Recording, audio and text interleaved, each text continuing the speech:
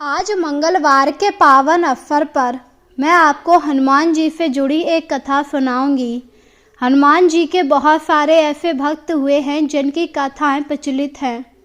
अगर आप मंगलवार का व्रत व कथा का पान करते हैं तो आपके हनुमान जी सारी मनोकामनाएं पूरी कर देते हैं। तो आइए शुरू करें।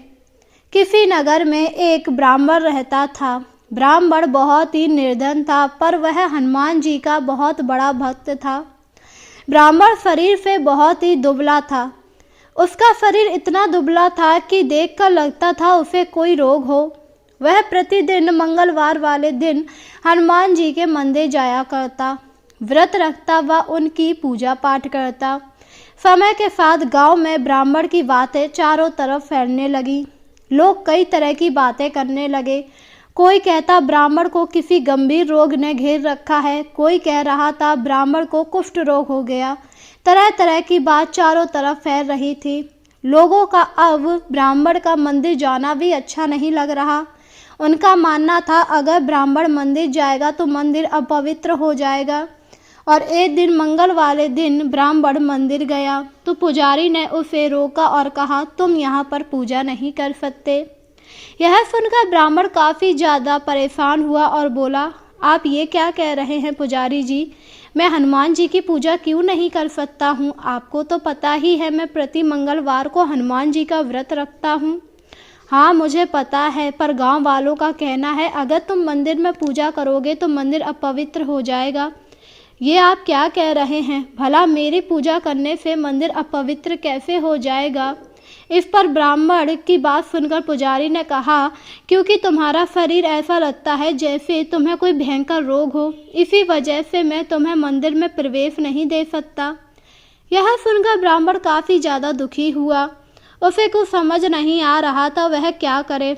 उसने पुजारी से कई बार कहा कि उसे हनुमान जी की पूजा कर लेने दो, पर पुजारी ने मना कर दिया, जिस वजह से ब्राह्मण वहाँ से चला आया। ब्राह्मण काफ़ी ज़्यादा दुखी था क्योंकि उसे हनुमान जी की पूजा नहीं करने दी और वह हनुमान जी का जाप करते हुए अपने घर की तरफ चल दिया। तभी रास्ते में उसे एक पीपल का पेड़ दिखाई दिया। पीपल का पेड़ देखकर ब्राह्मण वहीं रुक गया क्योंकि वहां उसे एक हनुमान की प्रतिमा दिखाई दी। हनुमान जी की प्रतिमा देखकर ब्राह्मण काफ़ी ज़्यादा खुश हुआ और वहीं पूजा करने लगा। वहाँ से आने जाने वाले लोग काफ़ी ज़्यादा हैरान थे कि आखिर ब्राह्मण पीपल के नीचे क्या कर रहा है, क्योंकि वहाँ तो कोई प्रतिमा थी ही नहीं। ब्राह्मण अपने हनुमान जी की भक्ति में मगन पूजा पाठ में लगा हुआ था। लोगों ने समझा ब्राह्मण पागल हो गया है। तभी वहाँ एक व्यक्ति आया और उसने ब्राह्मण से कहा, हे ब्राह्मण देव, ये आप क्या कर रहे हैं? इस पीपल के पेड़ के नीचे आप किसकी पूजा कर रहे हैं? आज तो मंगलवार है। हाँ मुझे पता है आज मंगलवार है, तो मैं हनुमान जी की पूजा कर रहा हूँ। ये देखो हनुमान जी की प्रतिमा। यह सुनकर व्यक्ति काफ़ी ज़्यादा हैरान हुआ क्योंकि वहाँ तो कोई प्रतिमा थी ही नहीं। इस पर व्यक्ति ने कहा, आपको कोई गलतफहमी हुई है, यहाँ तो कोई प्रतिमा है ही नहीं।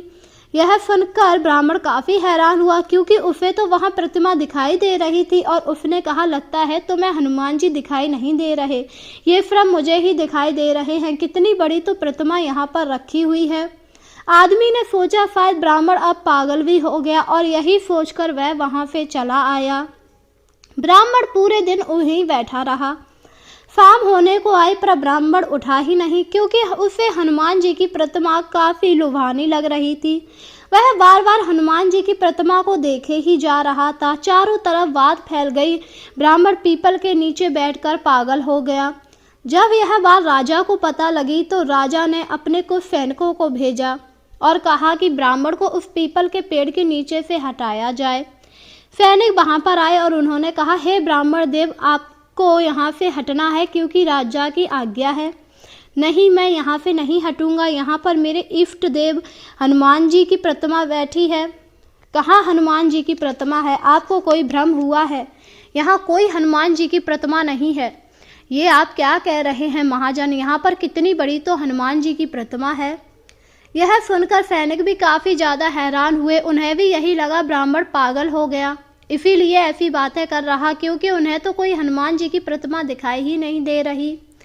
सैनिक वापिस राजा के पास आए और उन्होंने कहा, हे राजन, वो तो वहाँ से उठ ही नहीं रहा है। उसका कहना है कि उस पेड़ के नीचे हनुमान जी की प्रतिमा रखी हुई है। क्या हनुमान जी की प्रतिमा? क्या तुम लोगों को हनुमान जी की प्रतिमा दिखाई दी? इस पर एक सैनिक ने कहा, नहीं महाराज, हमें तो वहाँ कोई प्रतिमा नहीं दिखाई दी। सिर्फ पीपल का बड़ा सा पेड़ था। ब्राह्मण उसी पीपल के पेड़ को निहार रहा था। ऐसा लग रहा है जैसे उसकी बुद्धि भ्रष्ट हो गई हो, वो पागल हो गया हो। अच्छा, ऐसी बात है, ठीक है, तो किसी पहलवान को ले जाओ और उसे उठाकर एक तरफ कर देना। यह सुनकर सैनिक फिर से गए और एक पहलवान को साथ ले गए। पहलवान ने ब्राह्मण से कहा, हट जा ब्राह्मण, वरना मुझे तुझे उठाकर फेंकना पड़ेगा। ब्राह्मण ने कहा, नहीं, मैं अपने प्रभु के सामने से नहीं उठूंगा, चाहे तुम कुछ भी कर लो। यह सुनकर पहलवान को काफ़ी क्रोध आया और उसने ब्राह्मण को उठाना चाहा। काफ़ी कोशिश करने के बाद भी वह ब्राह्मण को उठा नहीं सका। ब्राह्मण लगातार हनुमान जी की प्रतिमा की तरफ देखता जा रहा था। ये सब देखकर पहलवान काफ़ी हैरान हुआ। अरे, मैं इसे उठा क्यों नहीं पा रहा हूँ? ये तो बड़ा ही दुर्बल है। फिर भी आखिर क्या रहस्य है? किसी को कुछ समझ नहीं आ रहा। अपनी बेइज्जती हो देख पहलवान ने फिर ब्राह्मण को उठाने का प्रयास किया। काफ़ी प्रयास के बाद भी ब्राह्मण को जब उठा नहीं पाया तो पहलवान वहां से चला गया। राजा को इस बात की सूचना दी गई कि पहलवान ने ब्राह्मण को उठा नहीं पाया, जिससे राजा भी काफ़ी ज़्यादा हैरान हुए, क्योंकि उन्हें ब्राह्मण की दशा पता थी। इसके बाद राजा स्वयं वहां आए। उन्होंने देखा ब्राह्मण लगातार पीपल के पेड़ की पूजा कर रहा और उसे निहार रहा। यह देखकर राजा ने हाथ जोड़े और कहा, हे ब्राह्मण देव, आप किसको देख रहे हैं? कृपया करके हमें बताइए, क्योंकि यहाँ पर हमें कोई दिखाई नहीं दे रहा। इस पर ब्राह्मण देवता मुस्कुराए और बोले, यहाँ पर साक्षात बजरंगबली की मूर्ति है, आपको दिखाई नहीं दे रही? कितनी बड़ी प्रतिमा है और कितनी मोहिनी है। मेरा तो यहाँ से उठने का मन ही नहीं हो रहा है। यह सुनकर राजा भी काफ़ी हैरान हुए, क्योंकि उन्हें तो वहाँ कोई हनुमान जी की प्रतिमा दिखाई ही नहीं दे रही। इस पर उन्होंने ब्राह्मण से कहा, हे ब्राह्मण देव, हमें तो यहाँ कोई प्रतिमा नहीं दिखाई दे रही। ये आपकी कैसी माया है? कृपया करके हम अज्ञानियों का उद्धार करें। यह सुनकर ब्राह्मण ने हाथ जोड़कर कहा, हे हनुमान जी, कृपया करके आप इन्हें भी दर्शन दीजिए। भले ही ये अज्ञानी है, पर आप तो सबके स्वामी हैं। आप जिस तरह मुझे दिखाई दे रहे हैं, इन लोगों को भी दिखाई दीजिए, जिससे पता लग सके मैं सच कह रहा हूँ। यह सुनकर हनुमान जी की प्रतिमा वहां पर साक्षात प्रकट हो गई, जिसे देखकर सभी गांव वाले, राजा, पहलवान, सैनिक सब लोग हैरान हो गए, क्योंकि अभी तक उन्हें वहां कोई प्रतिमा दिखाई नहीं दे रही थी। हनुमान जी की इतनी सुंदर प्रतिमा देखकर राजा ने हाथ जोड़ लिए और घुटनों के बल बैठ गया और बोला, हे हनुमान जी, हमें क्षमा कर दीजिए, मैं अज्ञानी हूँ। मैंने सोचा ब्राह्मण पागल हो गया है जो इस पीपल के पेड़ को निहार रहा है। मुझे क्या पता था वो आपको देख रहे थे। हमें क्षमा कर दीजिए। और इस प्रकार राजा अपने किए की माफ़ी मांगने लगा, जिसे देखकर ब्राह्मण ने कहा, कोई बात नहीं राजा, मैंने तो आपकी किसी बात का बुरा नहीं माना, क्योंकि मुझे अपने हनुमान जी पर पूरा विश्वास था। मैं तो बस अपने हनुमान जी को देखने में ही मगन था। इनकी इतनी सुंदर प्रतिमा भला और कहाँ होगी। मंदिर से जब मुझे निकाल दिया गया तो मैं यूं ही भटक रहा था, सोच रहा था आज पूजा नहीं कर पाऊंगा, पर हनुमान जी ने तो साक्षात मुझे दर्शन दे दिए। अब भला मैं कहाँ जाऊंगा? अब तो मैं इसी पीपल के पेड़ के नीचे बैठकर हनुमान जी की पूजा प्रतिदिन करा करूँगा। यह सुनकर गांव वालों को अपनी भूल स्वीकार हुई। उन्हें तो लगता था ब्राह्मण को कोई बीमारी है, पर ऐसा कुछ नहीं था, उसका शरीर ही ऐसा था। तभी एक तेज प्रकाश बजरंगबली की मूर्ति से निकला और ब्राह्मण के शरीर में लग गया, जिससे ब्राह्मण का शरीर एकदम हष्ट पुष्ट हो गया। यह देखकर सभी काफ़ी हैरान हुए कि आखिर ये कैसा चमत्कार है। इस पर सभी गांव वालों ने बजरंगबली और ब्राह्मण से माफ़ी मांगी, जिससे बजरंगबली ने और ब्राह्मण ने उन सभी को माफ़ कर दिया। अब ब्राह्मण प्रतिदिन उसी प्रतिमा के सामने बैठकर पूजा किया करता था और वह वहीं निवास करता था। इस प्रकार ब्राह्मण अंतिम क्षणों में हनुमान जी के धाम को प्राप्त हुआ।